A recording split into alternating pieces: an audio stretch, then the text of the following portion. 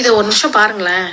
குடிநீர் விநியோகத்தை தனியாரிடம் ஒப்படைக்க சொல்லி சேலம் மாநகராட்சி ஒரு தீர்மானத்தை முன்மொழிஞ்சாங்க. அதை நாங்கள் கடுமையாக எதிர்த்துனாங்க. தமிழக முதல்வர் திரு ஜோசப் விஜய் அவர்கள் கடந்த 10/5/2026 பதவியேற்றுக்கிட்டாரு. 11 அவர் பதவியேற்ற அடுத்த நாள் 11/5/2026 அவர்கள் கையெழுத்து போட்ட கமிஷனர் கூட கடிதம் கொடுத்தாரு. எனக்கு என்னுடைய முகவரிக்கு அனுப்பி வைக்கிறாரு.